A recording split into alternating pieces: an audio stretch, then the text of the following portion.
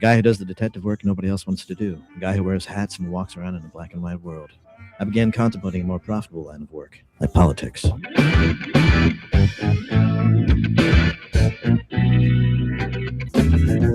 are the show you want to know. It's time to talk to you.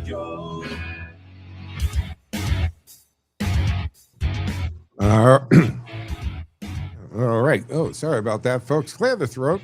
Good morning and welcome to the Wednesday morning edition of the Joe Mangiacotti Show here on AM 830 WCRN. I'm Joe Mangiacotti, and for the next hour, you can join the conversation at 508-871-7000. That's 508-871-7000. Now, our text line is also up and running at 617-297-8388. 617-297-8388, and it appears here on a screen in the studio in real time. So you can give us a call over the next hour, or you can text us. Don't forget, we do stream to the TuneIn app 24/7, like thousands of other radio stations do. So it's very easy to take us anywhere. But also, don't forget, we do stream the show from the Cameo Studios here on Broadcasting. So you can go to the station's Facebook page, my Facebook page, X account, Twitch TV, LinkedIn profile, and of course, to Rumble. All kinds of way to watch, all kinds of way to listen. Today, back at HQ, flying the board behind the glass, he'll get you set up and into the studio with two-way talk and conversation. All right. What are we going to talk about? Well, a lot of that's going to be up to you today. Look, first of all, the Apache thing, Iran, all right?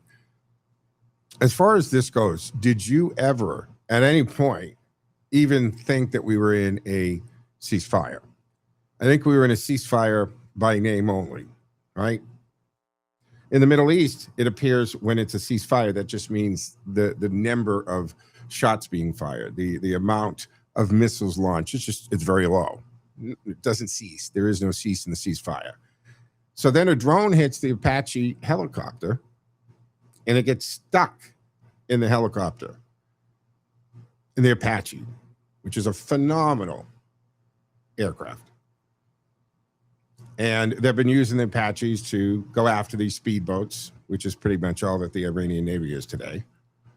And the pilots made the decision to get the heck out of the Apache, because these drones are unmanned kamikaze planes, basically, right? They're designed to explode upon impact, so they're very lucky that didn't do that. But they're figuring it's stuck in the frame and stuck into the Apache. So they say, you know what? We gotta just get out of it. So they bail from the Apache into the drink, and now they're floating in the middle of the Strait of Hormuz, and now we have a problem, right, with the rescue, because the Iranians have mined this water. They've dropped mines. I think a lot of it was a bit of a bluff, but they did find. I don't know whether it was one or two, but now we're in a situation to send a ship or even a boat with mined water. So they break out a marine vessel that is autonomous, or not actually, it's remote control, unmanned vessel that has a 1,000-pound payload, 1,000, I think it was 1,000-kilometer range, and they send that. Of course, we can pinpoint right down where they are. We send that marine vessel through this mined water, rescue these two Apache pilots, and get them out of there and get them back to the ship, and they're safe. I'm sure there's a few bangs and all that, but the official word is no injuries, unharmed, and it's safe back on United States vessels and bases. Okay, but wow. The one thing this conflict in Iran has done, has it not? It has absolutely exposed some of the technology and weaponry that the United States has been sitting on. And I'm sure somewhere there's a captain, a colonel, maybe even a general, an admiral or two, who are I don't know if excited is the right word or if I want to cast that aspersion, but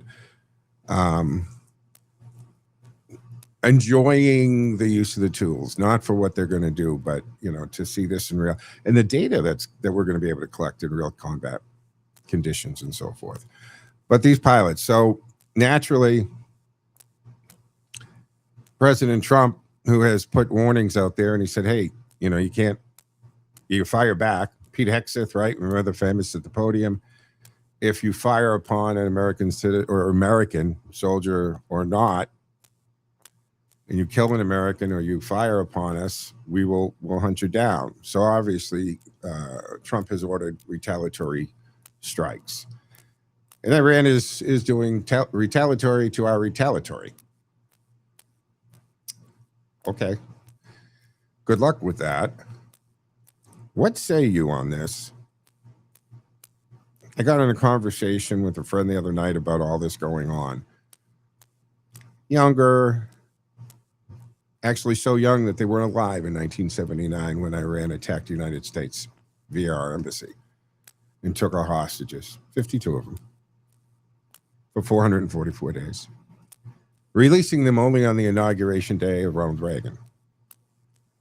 Partly because they didn't want either president getting credited with this or the hostages being rescued under either administration.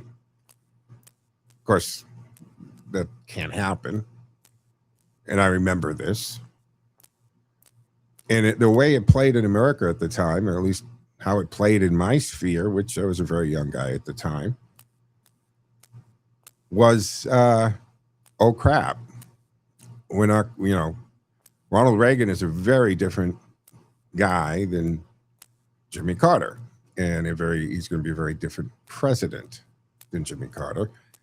And at least the feeling I remember in 1979 was, yeah, we're going to release the hostages and maybe that buys some goodwill, and God knows what was going to happen to us if we didn't. I think in 508-871-7000 on this, guys, where do you stand? Because I think this is our opportunity, and I know Trump is faced with midterms and price of oil and the left is seizing on that, right, to run with it about the cost and all this stuff, because I can't, God forbid, let Donald Trump look good in any way, shape, or form. And I think he might be too anxious to end this conflict. Now, I don't think he'll take a bad deal, but here's the problem, Mr. President, if you're listening, or if anyone could get to him.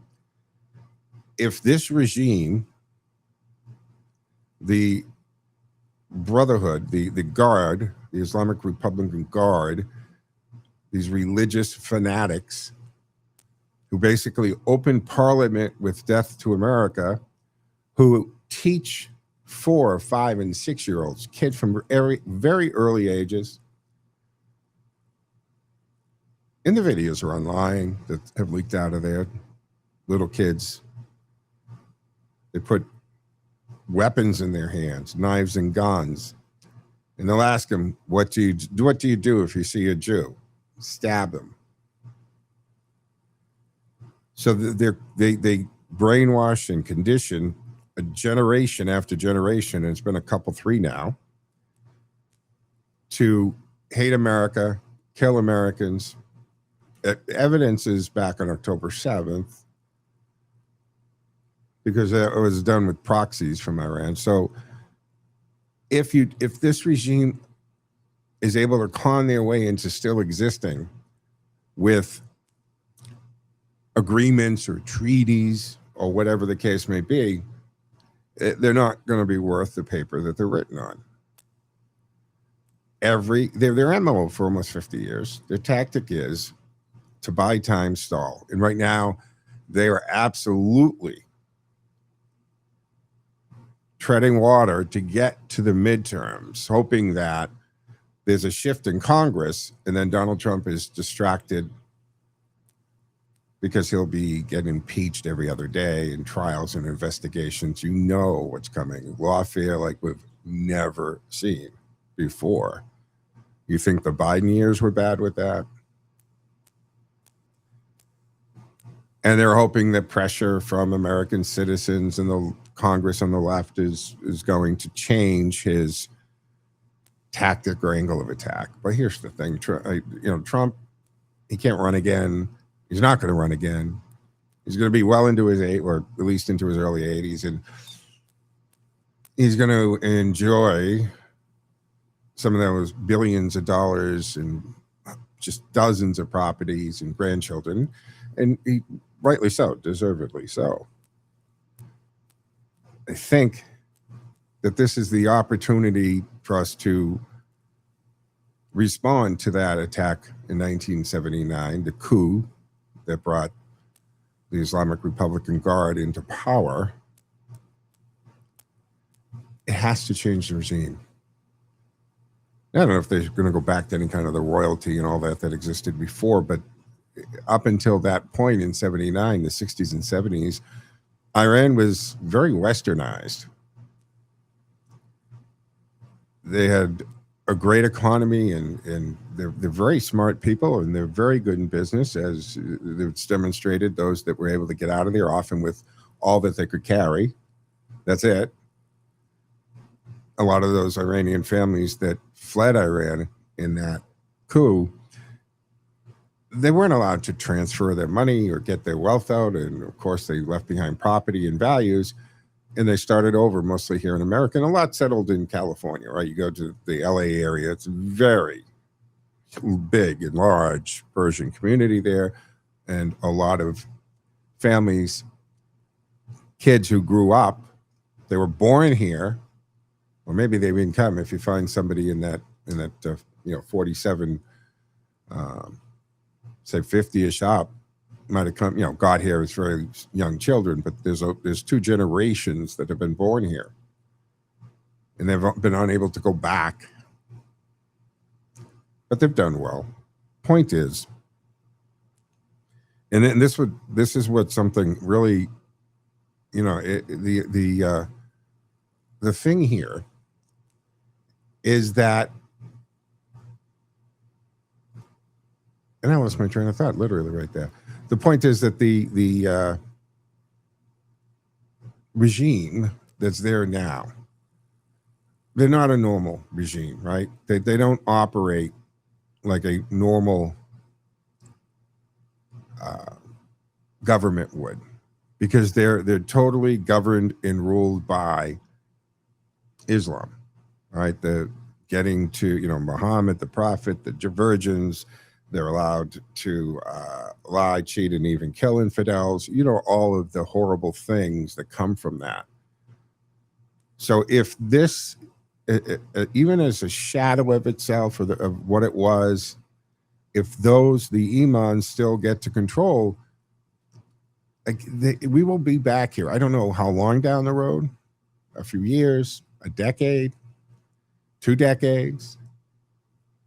Oh, that's what I thought. What cracks me up with the left, it came back, guys. What cracks me up with the left is, they tried to, remember the first term, and they tried to do it in the beginning of the second term for Trump, but they kept referring to the Trump administration as the Handmaid's Tale, right? Remember the protesters, the women would go in the red robes and dress like the characters on Handmaid's Tale. Yet you have this country run by religious fanatics. Now, in Handmaid's Tale, right, it's like some bizarre or strict Christian type of government where they're twisting the Bible and so forth to put all of this into place. Well, the Muslims in Iran are doing it just with Islam. And the women are actually treated close to Handmaid's Tale. It's chattel with no rights. And in that Handmaid's Tale, right, women have purposes. Some are assigned, and they're called certain names if they're, say, the domestic in the house, the cook and a cleaner. The Handmaid's Tale, whose only function is to procreate for a member of for lack of better terms, the party. And how they treat women, how they treat homosexuals, that it looks very similar to Nazi Germany, hanging from bridges and walls. So there's a real life Handmaid's Tale in Iran, but they're okay with that.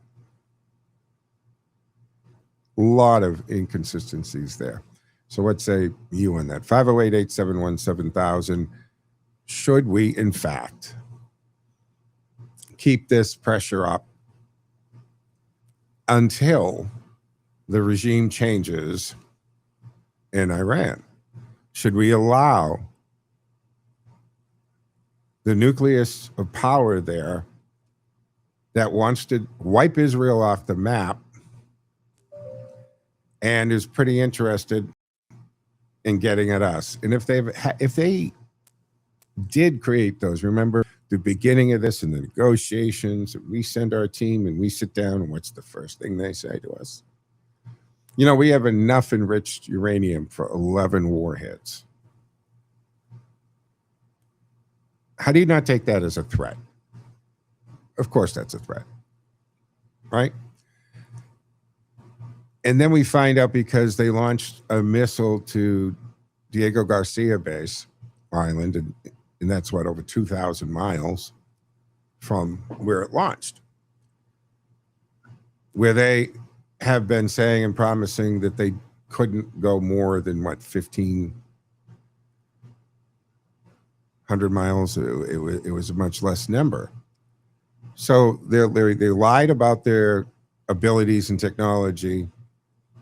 And if they had the ability to launch a nuclear warhead, right, in the middle of Tel Aviv, they probably would have done it, because when they tell you what they're going to do, you got to believe them. Believe them. So I think, and we've been at war with them. I know not officially, and it's not a call to war, but since 1979, that embassy was American sovereign soil. And they took diplomats, and they've killed a couple thousand Americans since then. And why is this? I have no idea why this is tolerated. But every president, from Jimmy Carter to Donald Trump, and then Donald Trump again,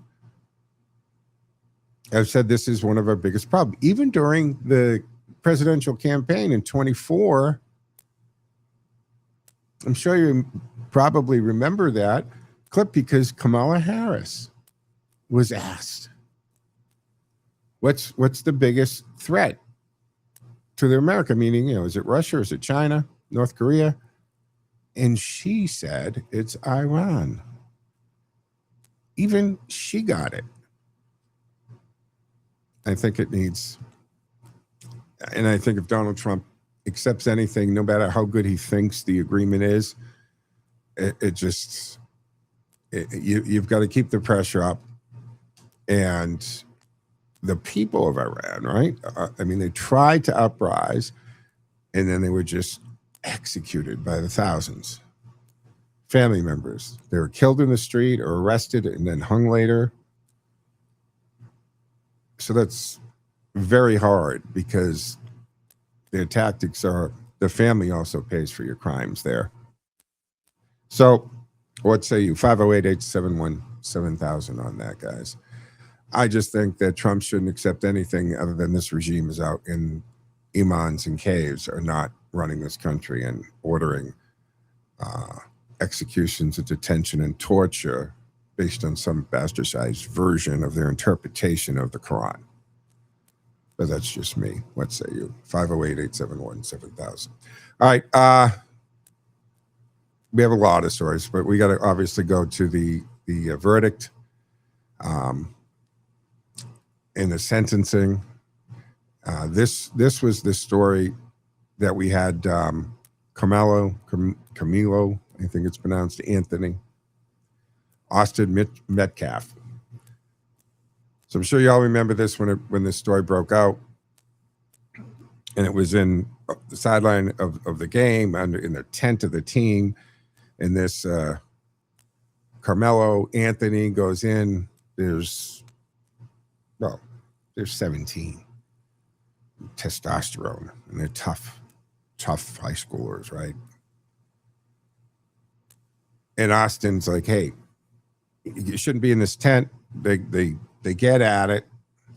Carmelo stabs this kid. He ends up dying. He's a twin brother, by the way. Hunter is the twin brother. And he dies. So now, in the last few days, right, we had the trial. And the jury came back relatively quickly.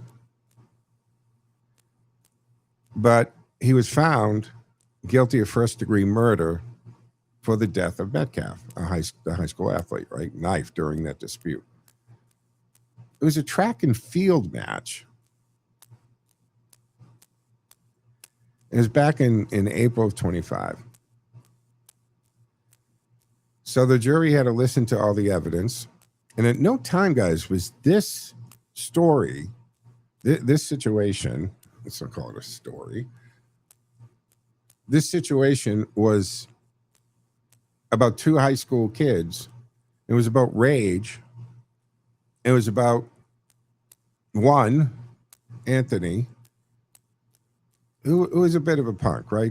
During the trial, while he was being held, his supporters, right? Because it seems like every time a heinous crime is committed like this, they get these supporters out there, and they were there outside the courthouse and all that. And the supporters, and don't forget, Anthony's family was also saying it's not about race, but the supporters and even the defense started to inject race and make this a racial thing. It had nothing to do with race. It was never a factor. And the jury was sat, and three members of the jury who happened to be black, but they also happened to be teachers. And they got challenged and they were removed. So he did end up with an all-white jury. But we're guaranteed a jury of our peers, not a jury of our race or our religion or our ethnicity, of our peers.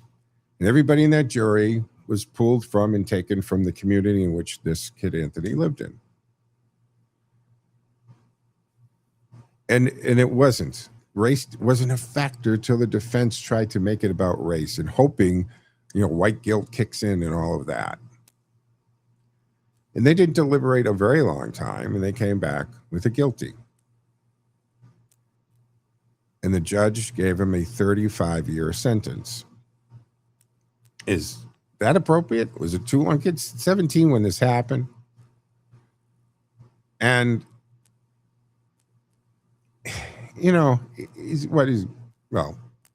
should be well in his 50s, but, half that, the way parole works, right? Half that, as long as he doesn't commit a major crime in there, is fairly good inmate and all that kind of jazz. He has a good chance of getting parole in 20, maybe even less. There are all kinds of programs in prison. I don't know about here. But here in Massachusetts, I know there's all kinds of programs. If you take certain classes and training and this and that, you get days. Days off is currency in the penal system, right? So if you go to school, you take anger management classes, if you do certain things, you're compensated with time off your sentence. So if Anthony is a fairly good, he's going to prison. This isn't a juvie thing. He'll be out, maybe in theory, to have some kind of remaining life. Or should he get life? But I got to tell you something. This kid should not be able to be walking into his favorite restaurant for dinner at 30. And the issue wasn't about race. It was about rage. And Anthony, and this is what I was going to say, the supporters and family were trying to get pictures and posts, that this kid out there, I've seen them. You can go find them on social media, holding automatic weapon, smoking weed, giving the finger, like clearly thinking he's all that kind of gangster. So they wanted all that removed from the internet. They're trying to take it down because they're feeling it's going, it's going to affect the jury pool or the narrative, right? What do they do? They want to give this narrative that this was just an angel of a kid and so forth. But he has a record, and but he got up that morning. He went into that tent with a knife, and that's where first-degree murder is coming in because of the conditions and circumstances that he had going into this thing. And the family, when things like this happen, and unfortunately there's been a lot of this happening, and the family is sitting there and they're trying to, my boy, and he's so good, and he this and that. But I'm always interested, and you tell me, you guys, aren't you curious just a little bit about the upbringing? Was this kid running wild at midnight, 1 a.m? Was he out at all hours? Parents having no idea where he was? Was it a single family parent? Are they seeing crime committed by, is the uncle or something hanging around doing petty crime? Are they slinging what were their environment and circumstances? How were the parents to now try to take this holier than thou attitude of what a great kid and you can't do this? Because did you set him on this path to go into this situation armed with a knife? And I'm not talking a pocket knife, right? A little jackknife that most of us keep attached to our keychain or in our pocket for opening packages and the things that come around in a normal day to you need to cut or use a knife. This kid went in with a serious knife. Why is he arming himself? And what was he doing in there? So what say you? 35 years, right? Too much, too little? Should he have been acquitted? Should it have been knocked down to manslaughter? In these situations, when a jury doesn't take a lot of time, I got to tell you, it usually means it was clear-cut enough that they were going to move fairly quickly on this. 508-871-7000. 508-871-7000 to join the conversation. Lines are open and available. What say you on the Carmelo Anthony verdict sentencing? Where do you come down on that? And should we continue and effectuate a regime change in Iran, or is that not in the scope of the United States? Certainly in our interest. No question about that. No debate there. The only question I'm asking is, should we do it? 508-871-7000 to join the conversation. Lines open and available. So give us a call, and we'll be back on the other side and for the second half of the Wednesday morning edition of the Joe Mangiacotti Show here on AM 830 WCRN.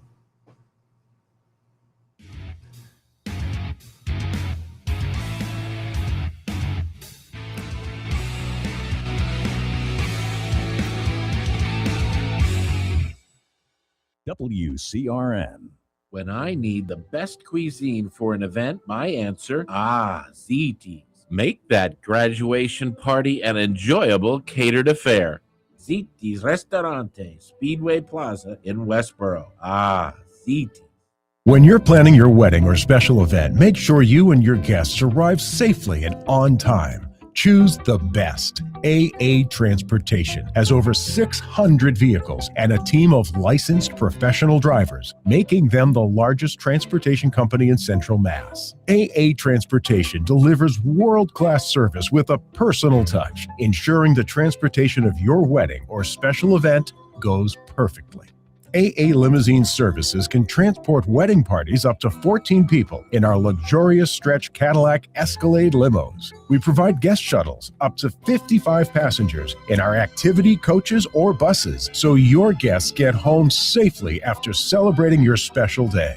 For custom wedding or event transportation, call AA Limousine Services 508-791-9100. 508-791-9100. Or visit us online at aatransportation.com. Buy new furniture, design your new furniture. Visit O'Shea's Furniture in Sutton and you will be able to work with the staff to design your furniture from the frame up to include the color and style of the furniture. O'Shea's works with Amish furniture makers and they will build your furniture to your desire with quality craftsmanship and quality materials, and the price is competitive. Check them out online or stop into their showroom on 113 Singletary Ave, Sutton. You won't be sorry you did.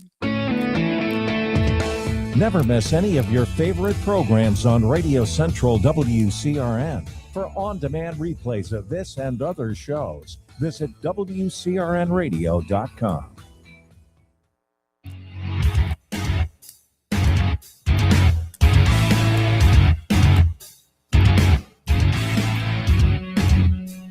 All right, folks, welcome back here to the second half of the Wednesday morning here edition of the Joe Mangiacotti Show on AM 830 WCRN. Hey, don't forget, we're streaming on multiple platforms. You can go to Rumble, Joe Mangiacotti channel, I think it's TJM Show on Rumble, or you can go to the show's Facebook page, LinkedIn account, my ex, streaming there as well, and Twitch TV. A lot of people watch it on Twitch TV.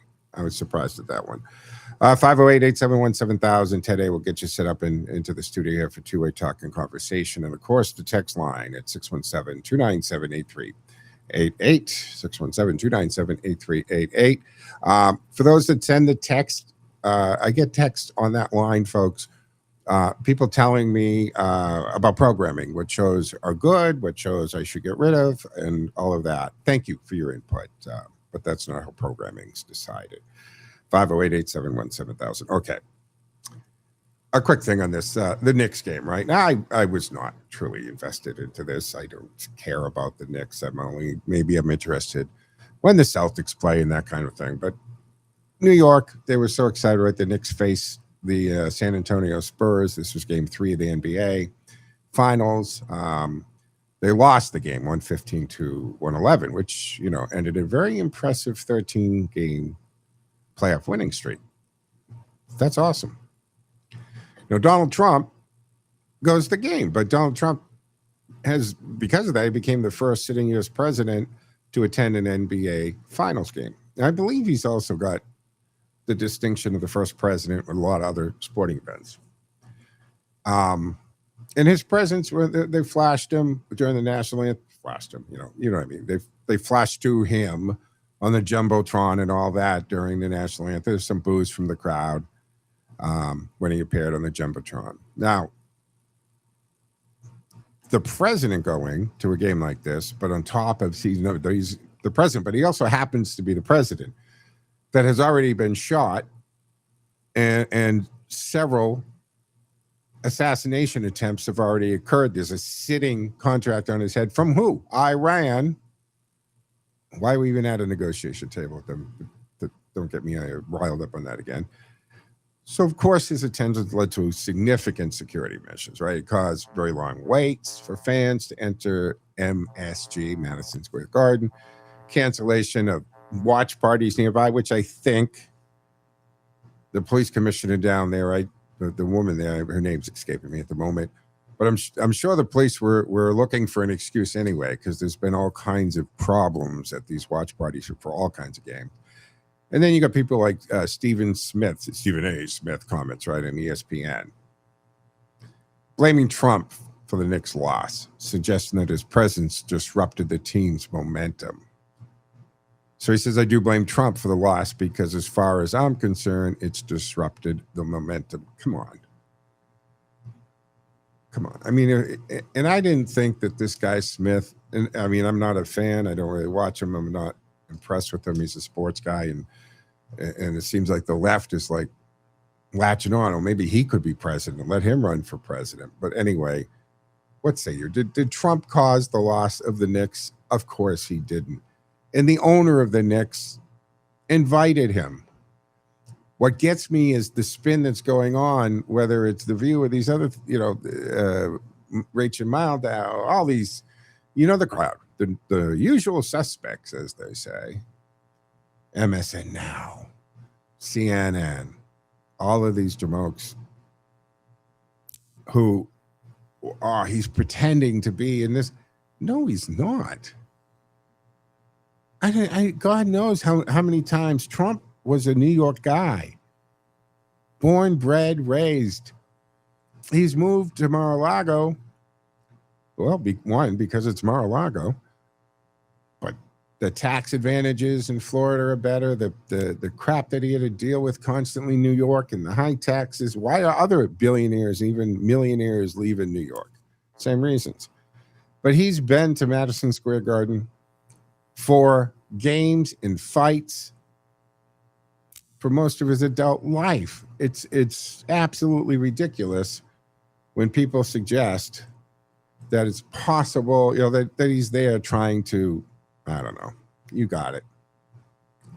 So no, Trump didn't cause it. They've got more games. And the NBA is fine.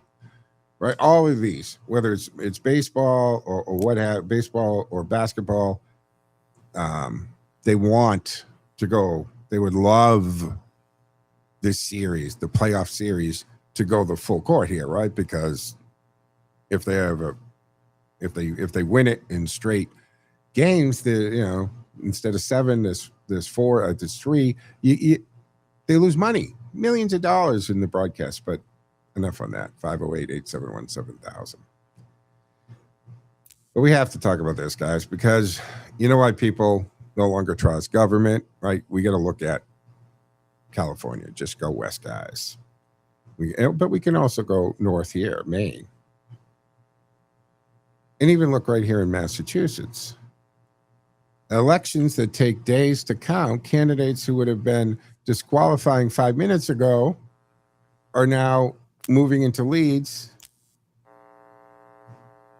And so when we look at both the race, the LA race, right? That has turned into another national election integrity story. Raman has overtaken Spencer Pratt for the second place because they got that jungle primary, the way that they do it out there.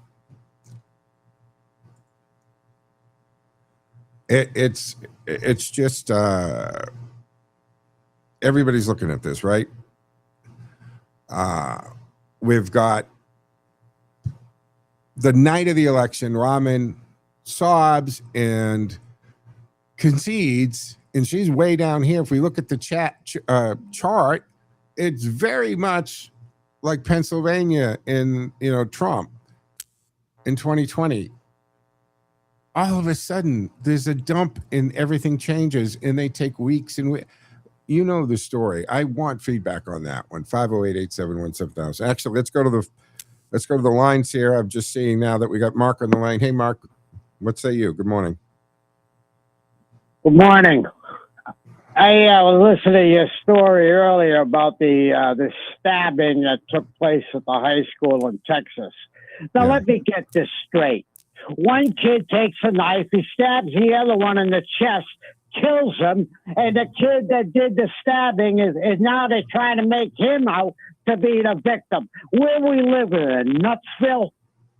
Well, Mark, I always say this. I feel like we're in Bizarro World. Remember the old Spider-Man comic book? Yeah, and they came up with the mirror universe, Bizarro World. Yeah. That's where we're at. Yeah, that's where we're at. You look what's happening up in Maine. The whole country's going nuts. 50% of it, I hate to say it, of the American people are nuts. 50% of them. Trump was right when he said that. And another thing, too, this situation here with in England, what's going on in England. You know that they had riots last night in Northern Ireland, of all places. Mark, I wanted to. Ireland. They had riots. Yeah. And tell the people what they were rioting about. Okay. Kind of similar to what took place in Texas. Yeah. So, guys, Mark, let me fill listeners in because they may not know this. So, a Sudanese immigrant who had a 5-year whatever they call it there, what we call a visa. He had 5 years to convince of amnesty, but he decides he attacks this, I think guy's like 47 or something, Northern Ireland guy, and he's trying to decapitate him. He's trying to cut his head off I know all about that. Yeah. with a knife. Have you seen the video of that? Yeah, it's a brutal video to watch, folks. Yeah, brutal. That's the understatement of the year. Brutal. It went beyond that. It was out and out savagery. Absolutely. Absolutely. It's a horrible. And then there's the woman who's one of the videos that she's filming it. She's saying, "Oh, get off the guy." Well, he's sitting on this man, stabbing him and trying to cut his head off by sawing his neck with a hand knife. It's absolutely horrific, guys. Horrific. Yeah, Mark. It's bizarre. Yeah. And that's why they're rioting. And I hope the American people start to wake up and start getting up on their haunches and putting an end to this before we become another England, which is nothing but a fascistic police state as we speak right now. Absolutely. Mark, thank you for your call. Yeah, go ahead. All right, Mark on. Thank you for the call, Mark. Yeah, look, I mean, I only have, 60 minutes to get 60 minutes. That's another story. Look, for the hour, right? Can't cover everything on this. We'll get into it on Sunday morning between 9 and noon here on AM 830 WCRN. But what's going on in England and Northern Ireland's part of the UK and the people, traditionally, they've been pretty good about being Brits and staying Brits and all that. But this particular story that is now happening, right? This is just a horrific thing. And then you've got Prince William talking about Islam as the religion of peace. I know that's marketing. I get that. But it really isn't based on actions of those people. So yeah, Mark, thank you for the call. There's a lot of, because I watch it, I don't know why I end up looking at what's going on over there quite a bit, because what Mark alluded to, what's there and what has happened in France and Germany and then England with such influx. They basically had the version of the open borders, and there's all kinds of programs. And you've got, again, the situation. Remember, I got into that kid Nowak the other day, right? That the police show up for Henry Nowak, and standing over is the Sikh, right? That's a religious sect. This kid is who stabbed Nowak. He's bleeding out. The police show up. The first thing the Sikh says to the police, the bobbies, whatever you want to call him, he attacked me racially. He said something racial. They actually put cuffs on this teenager who's bleeding out in front of them. They drag him across the gravel. The kid says, "I've been stabbed." It's all in the video. I mean, the English, the constabulary there did everything they can to kill the video and try not to release it. And they've actually they were putting out the spin. It wasn't spin. It was ordering people to play down Nowak and try to spin the Sikh, with the turban and everything, that he's a great guy. You're seeing all this going on, and then we look at Dearborn, Michigan, and areas where people who are non-Muslim are dealing with the call to prayer in the morning. The streets are shut down at prayer time. That's a whole nother show that we got to get into. But the time that we have left here, I do want to get into this mayoral race, governors here. California has a huge trust problem. That's just it. When voters watch leads change days after the election, right, with these mass mail-in voting, and they have no meaningful voter ID, no in this prolonged counting, well, we're allowed to ask questions because a republic cannot run on just trust us.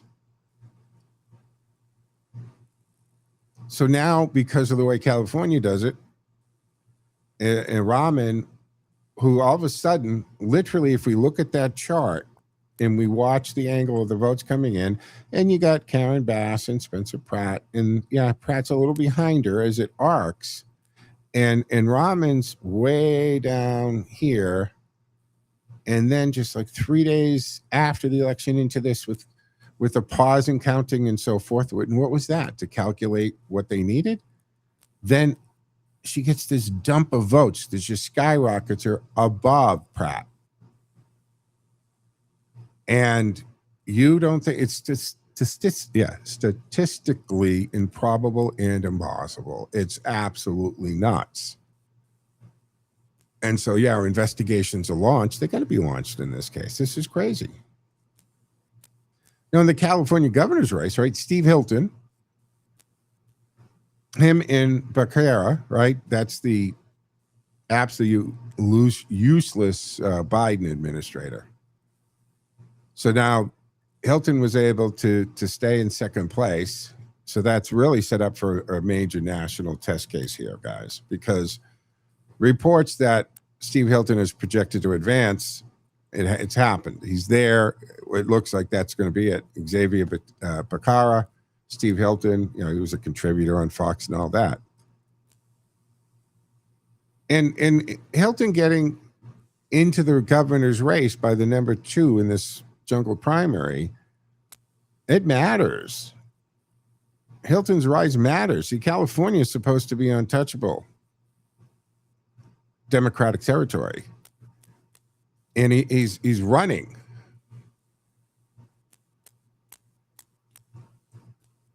And his running in the general is a huge thing.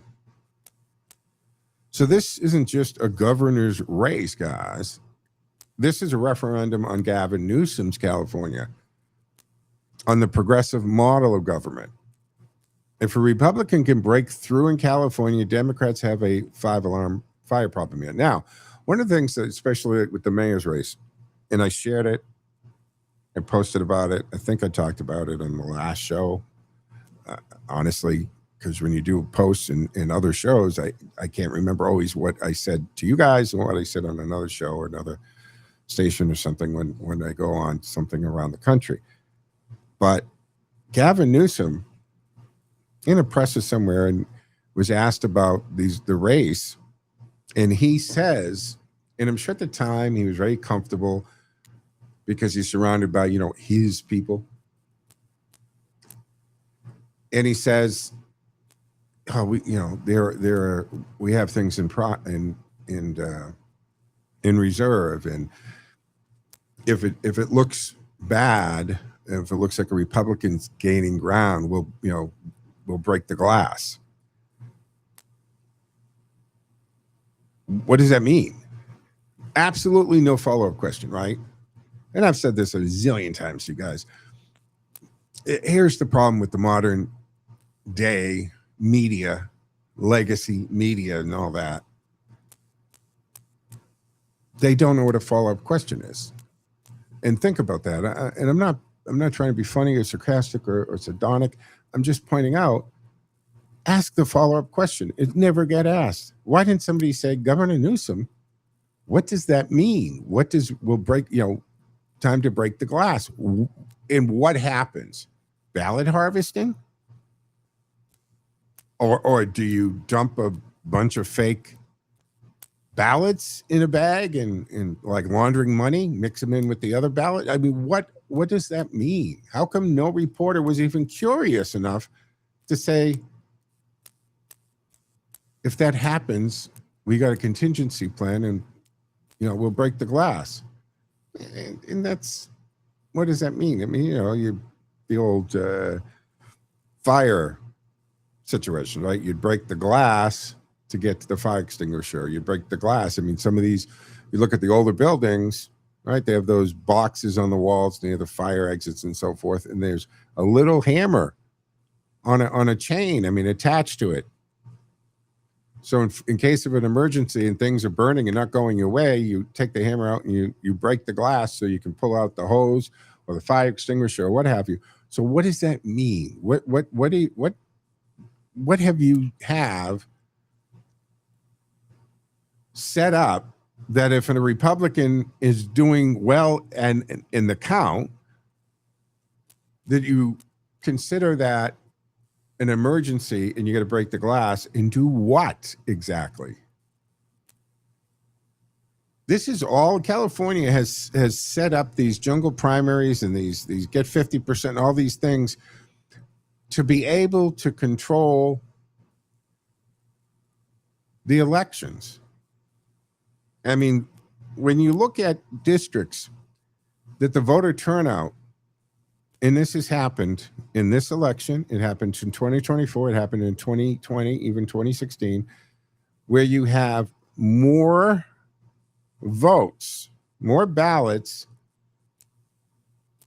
end up being sent in than registered voters. Just think about that. If so, more people are voting than are not living, because not everybody who lives in a district is registered to vote, but more people than registered to vote, more people that can vote are voting in that election. How are we allowing that to stand? Now, down in Connecticut, right? Remember when the woman from the mayor's office got caught on the video stuffing ballots in for the primary up to the mayoral race? I don't remember all the details, but we did the story when it all broke out. And there was a time that was, I was very surprised because a judge in Connecticut looked at the evidence, looked at what happened. He actually ordered, or he ordered the election in that primary for the mayoral race null and void and ordered a new primary to be done because it was so corrupted. And yet we have no way of backing the corrupt files out. Now, before the primary in California last week, because a caller brought up about, the corruption. And I said, then you got to address it when it's happening. Because as soon as they were able to bleed these and launder these ballots in with the legitimate ballots, you're too late. It's done. It's not like they take the ballots of dead people, made up people, people who don't live in the district, all of that.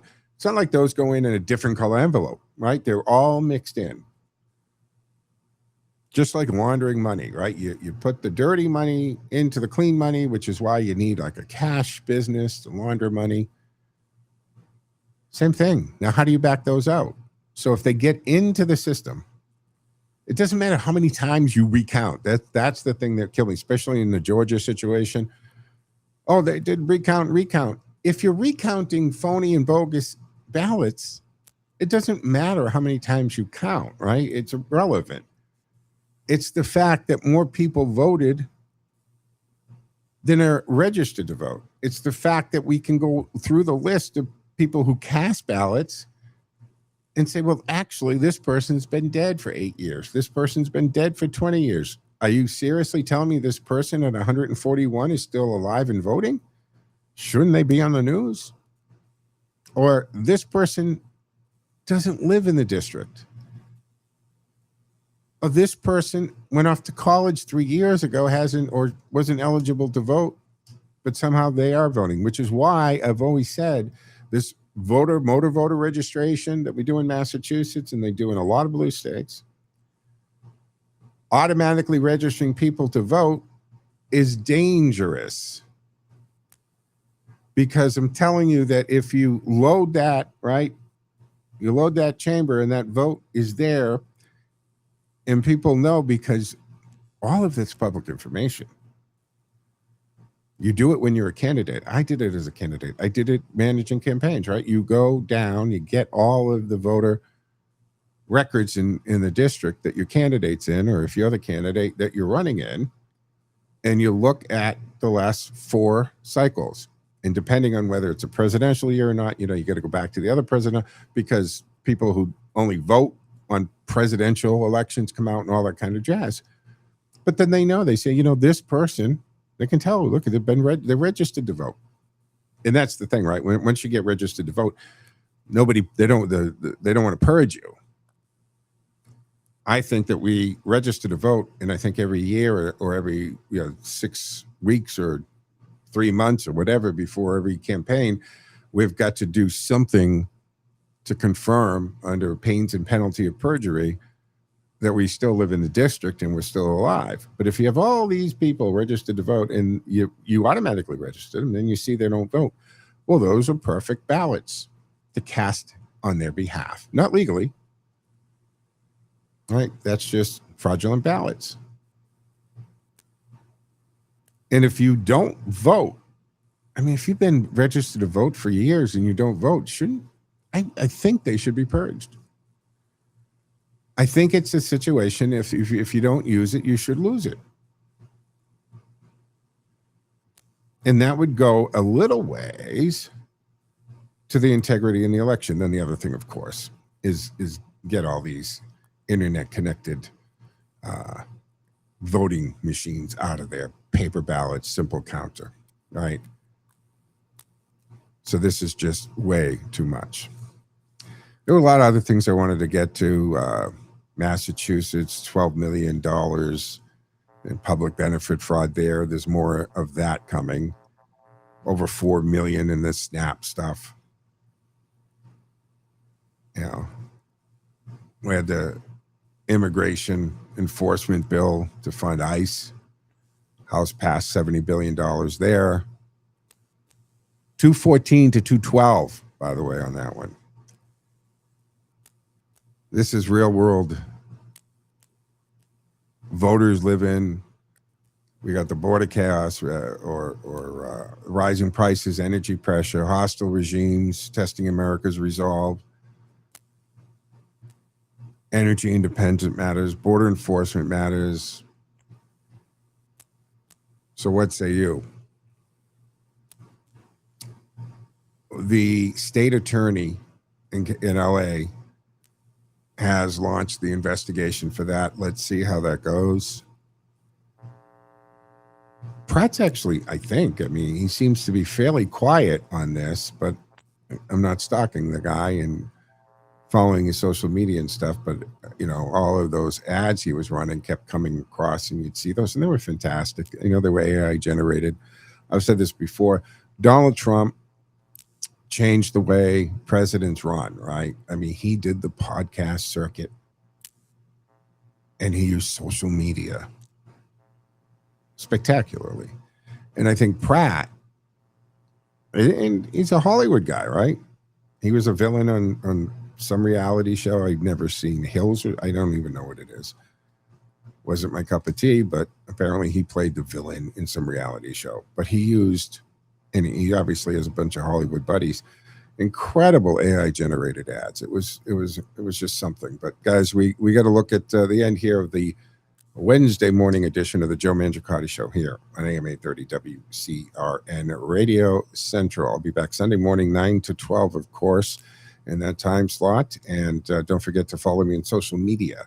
My website, the joemangishow.com, tjmshow.com, but social media at Joe Mangi Show, MANGI, X, Facebook, and all that. All right, folks. Doug Rowan up next. Have a fantastic day.